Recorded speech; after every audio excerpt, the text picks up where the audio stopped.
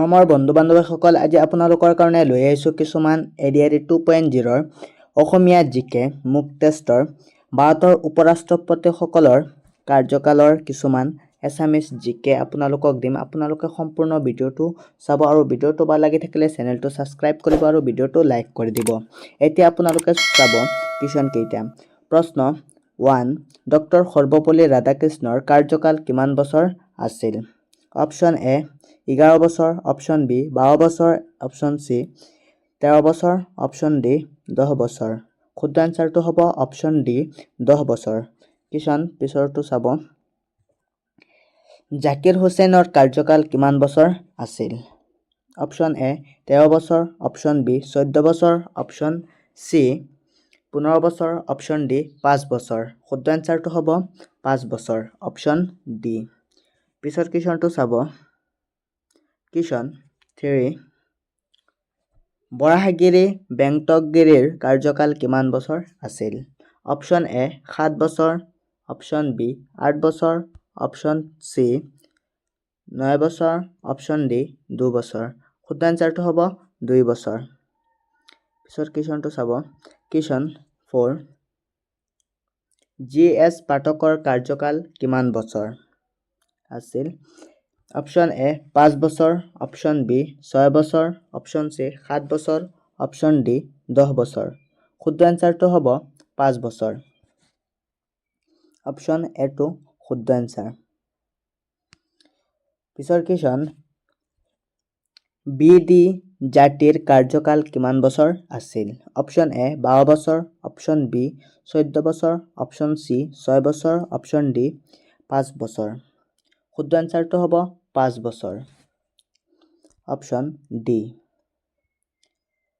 পিছৰ কিষণ।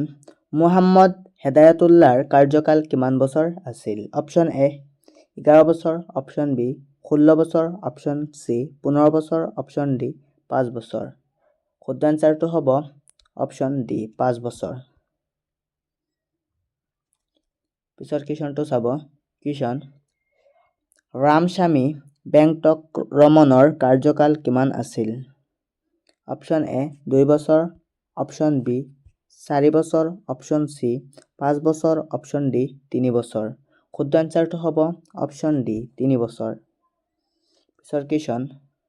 শংকৰদয়াল শৰ্মাৰ কাৰ্যকাল কিমান বছৰ আছিল? অপশ্যন এ 2 বছৰ, অপশ্যন বি 3 বছৰ, অপশ্যন চি 4 বছৰ, অপশ্যন ডি 5 বছৰ। শুদ্ধ আনসাৰটো হ'ব অপশ্যন ডি 5 বছৰ। পিছৰ কিষণ। কে আৰু নাৰায়ণৰ কাৰ্যকাল কিমান বছৰ আছিল? অপশ্যন এ 10 বছৰ, অপশ্যন বি 15 বছৰ, অপশ্যন চি 20 বছৰ, অপশ্যন ডি 5 বছৰ। শুদ্ধ আনসাৰটো হ'ব 5 বছৰ, অপশ্যন ডি। পিছৰ কিষণ। কৃষ্ণকান্তৰ কাৰ্যকাল কিমান বছৰ আছিল? অপশ্যন এ 9 বছৰ, অপশ্যন বি 10 বছৰ, অপশ্যন চি 15 বছৰ, অপশ্যন ডি 5 বছৰ।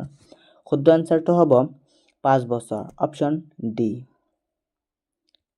পিছৰ কিষণ। বেৰসিং শেতাৱতৰ কাৰ্যকাল কিমান বছৰ আছিল? অপশ্যন এ 4 বছৰ, অপশ্যন বি 6 বছৰ, অপশ্যন চি 7 বছৰ, অপশ্যন ডি 5 বছৰ। শুদ্ধ আনসাৰটো হ'ব 5 বছৰ, অপশ্যন ডি। পিছৰ প্ৰশ্ন। মুহাম্মদ হামিদ আনছাৰীৰ কাৰ্যকাল কিমান আছিল? অপশ্যন এ 7 বছৰ, অপশ্যন বি 8 বছৰ, অপশ্যন চি 9 বছৰ, অপশ্যন ডি 10 বছৰ। শুদ্ধ আনসাৰটো হ'ব অপশ্যন ডি 10 বছৰ। পিছৰ কিষণটো চাব। এম ভেংকায়া নাইডুৰ কাৰ্যকাল কিমান বছৰ আছিল? অপশ্যন এ 4 বছৰ, অপশ্যন বি 2 বছৰ, অপশ্যন চি 7 বছৰ, অপশ্যন ডি 5 বছৰ। শুদ্ধ আনসাৰটো হ'ব 5 বছৰ। পিছৰ কিষণটো চাব। বৰ্তমান ভাৰতৰ উপৰাষ্ট্ৰপতিৰ কাৰ্যকাল কিমান বছৰৰ পৰা চলাই আছে? Option A